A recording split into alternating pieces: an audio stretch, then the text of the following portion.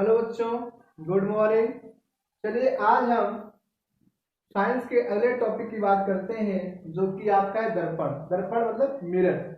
चलिए, आपको पता है कि यदि हम कोई पारदर्शी कांच ले लें तो वहां पर हमें आर पार दिखेगा, लेकिन जब कभी भी हम दर्पण की बात करते हैं तो उसके एक सतह पर क्या होती है, पॉलिश होती है। अगर हम किसी पारदर्शी पदार्थ या कांच के एक पृष्ठ पर पॉलिश कर दें और दूसरा तल क्या हो जाए, चिकना तथा चमकदार हो जाए। क्या हो जाए, चिकना तथा चमकदार हो जाए, तो उसे ही हम क्या कहते हैं, उसे ही हम दर्पण कहते हैं। तो सीधा परिभाषा भी ये बन जाती है कि किसी पारदर्शी पदार्थ या कांच के एक पृष्ठ को पॉलिश करने पर अगर दूसरा तल चिकना चमकदार बन जाता है तो इस तरह के बने निकाय को हम क्या कहते हैं, दर्पण कहते हैं। चलिए आगे बात करते हैं आखिर दर्पण होते क्या प्रकार के हैं। अब आप पहले ये जान लीजिएगा कि जो पॉलिश यहाँ पर होती है, जो पॉलिश यहाँ पर होती है, आप चांदी की भी पॉलिश करते हैं, जगह सिल्वर ऑक्साइड, क्या कहें, सिल्वर ऑक्साइड की, और यहाँ पर पॉलिश जो है हम लेड ऑक्साइड की भी कर सकते हैं, लेड ऑक्साइड की भी पॉलिश कर सकते हैं। पॉलिश को हम हिंदी में कहते हैं कलई। क्या कहते हैं, कलई करना। ठीक है, तो कलई बोल सकते हैं, पॉलिश बोल सकते हैं, और पॉलिश किसी करते हैं, लेड ऑक्साइड भी करते हैं और सिल्वर ऑक्साइड की भी हम पॉलिश करते हैं।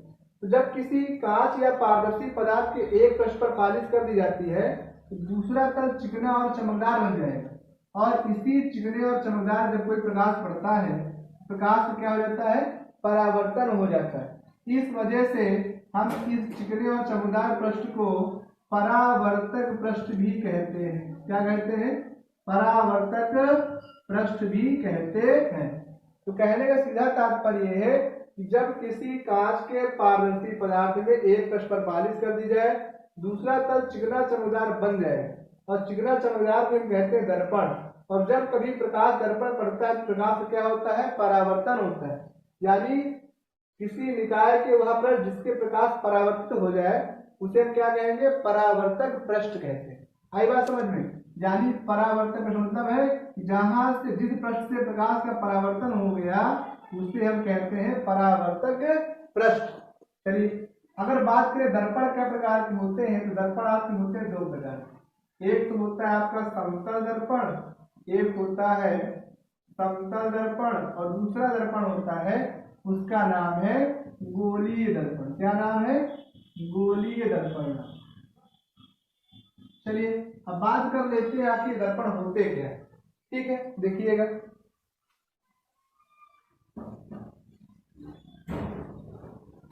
अगर हम यहाँ समतल दर्पण की बात करें तो आप जानते हैं कि जो आपके घर में जो आप जिससे आप अपना चेहरा देखते हैं वो एक प्रकार का समतल दर्पण ही होता है। अब देखिए किसी कांच का समतल पृष्ठ जिसके एक तल पर पॉलिश कर दी जाए तो दूसरा तल क्या हो जाए, चिकना और चमकदार हो जाए। यानी अगर ये क्या है, समतल पृष्ठ है और इसी समतल पृष्ठ पर हमने क्या कर दी, एक पृष्ठ पर हमने कर दी पॉलिश, एक पृष्ठ पर क्या कर दी, पॉलिश कर दी, किसकी कर दी, लेड ऑक्साइड की पॉलिश कर दी।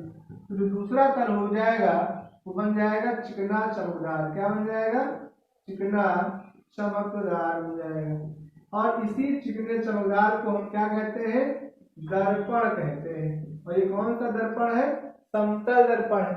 यानी वह दर्पण जिसका तल समतल हो और जो प्रकाश को क्या कर दे, परावर्तित कर दे, उसे हम क्या कहेंगे, समतल दर्पण। यानी प्रकाश आएगा और प्रकाश ऐसे क्या हो जाएगा, टकरा कर वापस लौट जाएगा।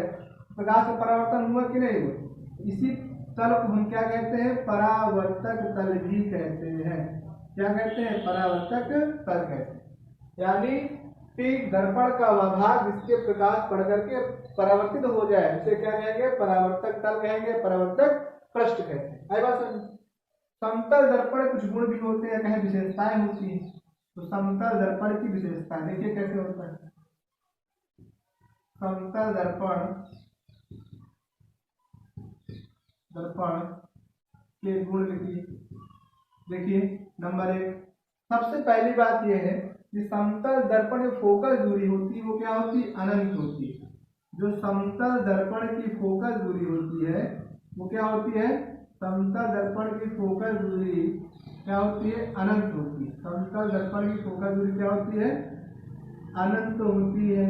चलिए ये बात जानिए, और यह बात बेहद क्या है, इंपॉर्टेंट। एग्जाम में हमेशा पूछा जाता है कि समतल दर्पण की फोकस दूरी होती है तो आप क्या लगा के आएंगे,